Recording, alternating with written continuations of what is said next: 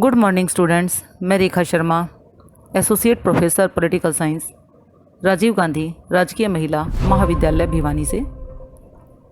आज हम बीए तृतीय वर्ष के विद्यार्थियों के लिए चैप्टर नंबर 8 संयुक्त राष्ट्र शांति निर्माण एवं शांति निर्वहन, United Nations peace building and peace keeping से शॉर्ट आंसर टाइप क्वेश्चंस करेंगे। शॉर्ट आंसर टाइप क्वेश्चंस की श्रृंखला में आज का सबसे पहला क्वेश्चन है, सामूहिक सुरक्षा से आप क्या समझते हैं। आप इसका आंसर लिखेंगे। किसी भी देश की सुरक्षा के लिए किए गए सामूहिक प्रयत्नों को सामूहिक सुरक्षा कहा जाता है। प्रत्येक राष्ट्र अपनी सुरक्षा के लिए अत्यधिक चिंतित होता है, इसलिए वह ऐसी नीति अपनाता है जिससे वह चारों ओर से सुरक्षित रह सके। इसलिए वह ऐसा संगठन खोजता है जिसमें सुरक्षा की भावना से प्रेरित होकर कार्य कर सके। सामूहिक सुरक्षा व्यवस्था में शामिल सभी राष्ट्र उसकी सुरक्षा के लिए सामूहिक रूप से संगठित हो जाते हैं। नेक्स्ट क्वेश्चन है, सामूहिक सुरक्षा की कोई दो परिभाषाएं लिखिए। आप आंसर लिखेंगे। सामूहिक सुरक्षा की परिभाषाएं इस प्रकार से हैं। नंबर 1, क्लाइड के अनुसार सामूहिक सुरक्षा शक्ति संतुलन व विश्व राज्य के बीच की परिस्थिति है, क्योंकि इसमें शक्ति का नियंत्रण इतना कम भी नहीं होता जितना कि शक्ति संतुलन की धारणा में, ना ही इतना अधिक होता है जितना कि विश्व राज्य की धारणा में। पामर और परकिंस के अनुसार सामूहिक सुरक्षा का स्पष्ट अर्थ है शांति के खतरों से निपटने के लिए सामूहिक उपाय करना। नेक्स्ट क्वेश्चन, सामूहिक सुरक्षा की आधारभूत मान्यताओं का वर्णन करें। आप आंसर लिखेंगे। युद्ध रोकने, स्थायी शांति तथा सुरक्षा के साधन के रूप में सामूहिक सुरक्षा निम्नलिखित आधारभूत मान्यताओं पर आधारित है।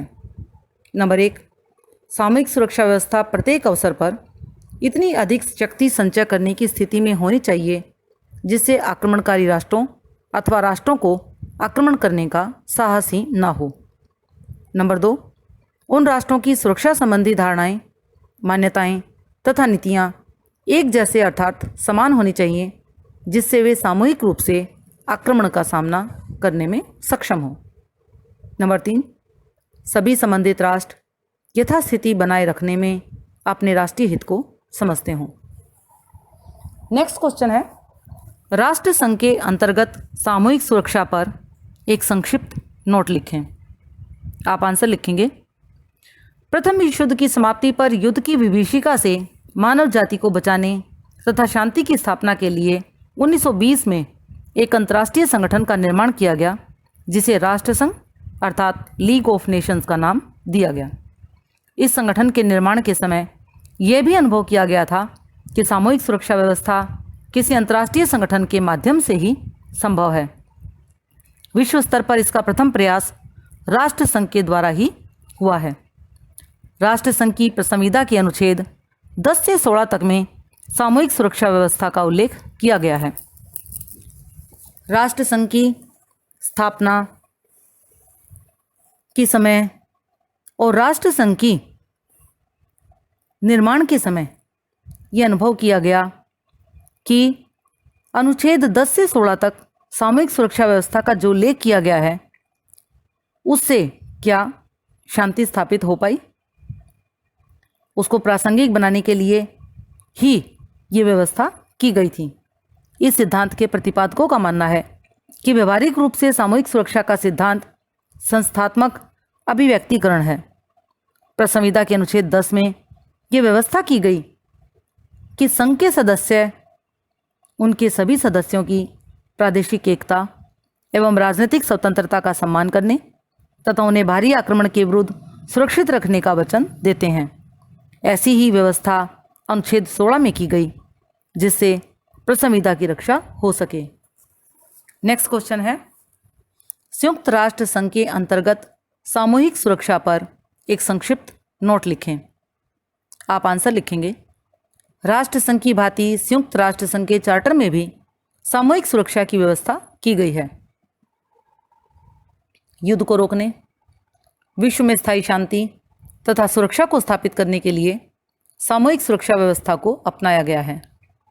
सामूहिक सुरक्षा व्यवस्था का प्रमुख नारा है एक सबके लिए तथा सब एक के लिए। कुछ अंशों में ये व्यवस्था शक्ति संतुलन का विस्तृत रूप कही जा सकती है, परंतु वास्तव में ऐसा नहीं है। संयुक्त राष्ट्र के चार्टर के अनुच्छेद ही सामूहिक सुरक्षा को मान्यता प्रदान करते हैं। इनके अनुसार अंतर्राष्ट्रीय शांति व सुरक्षा को बनाए रखने तथा इस उद्देश्य की प्राप्ति के लिए आक्रामक कार्रवाइयों तथा शांति भंग की अन्य कार्रवाइयों के दमन हेतु न्याय तथा अंतर्राष्ट्रीय कानून के सिद्धांतों के अनुसार शांतिमय विधि से ऐसे अंतर्राष्ट्रीय विवादों तथा स्थितियों को दूर करने के लिए जिनसे शांति भंग होने की स्थापना हो, प्रभावी सामूहिक कार्रवाई करना संयुक्त राष्ट्र का उत्तरदायित्व है। नेक्स्ट क्वेश्चन है, स्वेज नहर संकट 1956 पर एक संक्षिप्त नोट लिखें। आप आंसर लिखेंगे।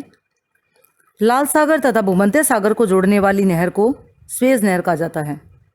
सन 1988 में स्वेज नहर को लेकर यूरोपियन राष्ट्रों में कुस्तुनतीनिया समझौता हुआ कि स्वेज नहर व्यापारिक व जंगी जहाज़ों के लिए खुली रहेगी, परंतु 26 जुलाई 1956 को इस नहर का मिस्र द्वारा राष्ट्रीयकरण कर दिया गया, जिसे ब्रिटेन, फ्रांस, इजराइल भड़क उठे। ब्रिटेन द्वारा भड़काए जाने पर इजराइल ने 29 अक्टूबर 1956 को मिस्र पर आक्रमण कर दिया। सोवियत संघ ने इस कार्रवाई की निंदा की।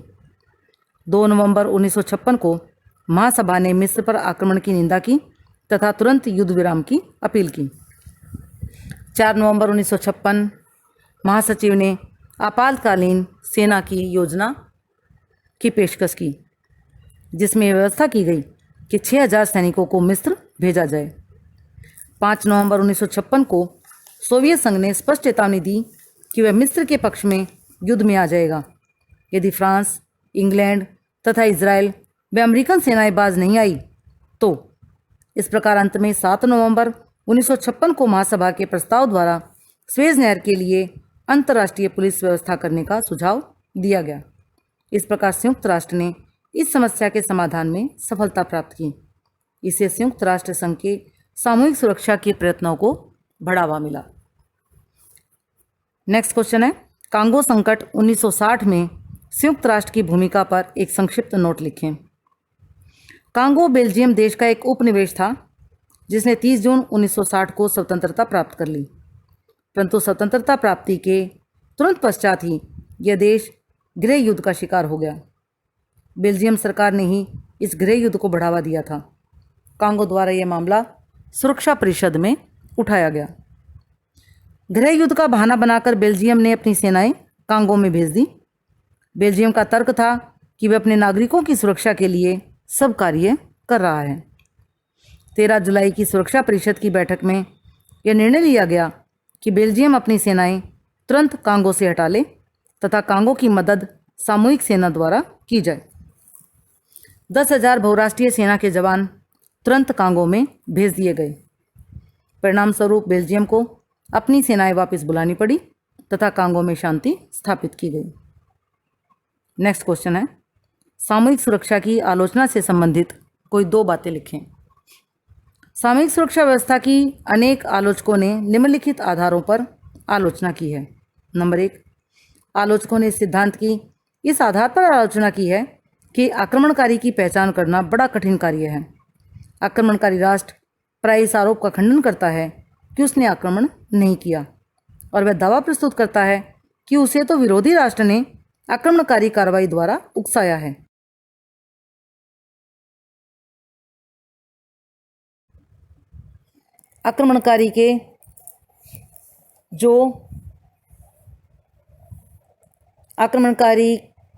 उसने आक्रमण नहीं किया और यह दावा प्रस्तुत किया कि उसने विरोधी राष्ट्र ने आक्रमणकारी कार्रवाई द्वारा उकसाया गया है। आक्रमणकारी के मित्र उससे सहमति प्रकट करते हैं। नेक्स्ट क्वेश्चन है, विश्व शांति से आपका क्या अभिप्राय है? आप आंसर लिखेंगे। विश्व शांति एक संतुलन की व्यवस्था है जिसके अंतर्गत विश्व के सभी राष्ट्रों तथा उसके नागरिकों को अपनी उन्नति तथा विकास के उचित अवसर प्राप्त होते हैं। आर्थिक, सामाजिक तथा राजनीतिक अन्याय को दूर करके न्यायपूर्ण अंतर्राष्ट्रीय आर्थिक व्यवस्था की स्थापना की जाती है। विश्व शांति के अंतर्गत विभिन्न राष्ट्रों में परस्पर सहयोग, सहानुभूति तथा विश्व बंधुत्व की भावना पैदा होती है। नेक्स्ट क्वेश्चन है, शांति के 4 तत्वों का वर्णन करें। शांति के 4 तत्व इस प्रकार से हैं। नंबर 1, अहिंसा। शांति स्थापना के लिए सबसे महत्वपूर्ण तत्व अहिंसा है। हिंसा की भावना के त्याग करने से ही शांति की स्थापना हो सकती है। नंबर 2, धर्म। शांति का दूसरा आधारभूत तत्व धर्म है। कोई भी धर्म आपस में बैरभाव रखने की बात नहीं कहता। सभी धर्म मानवता का पाठ पढ़ाते हैं तथा शांति से रहने की बात करते हैं, अर्थात धर्म नहीं सिखाता आपस में बैरभाव रखना। तीसरे नंबर पर है विश्वास। शांति व्यवस्था के लिए एक दूसरे के प्रति विश्वास सबसे महत्वपूर्ण तत्व है। और चौथे नंबर पर है सहयोग। सहयोग के बिना भी शांति की स्थापना नहीं हो सकती। सहयोग ही आपस में मिलजुल कर रहने का संदेश देता है। जहाँ सहयोग है वहीं शांति है। हम बच्चों इस चैप्टर के शॉर्ट आंसर टाइप क्वेश्चंस जो बाकी के बचे हुए हैं कल करेंगे। धन्यवाद।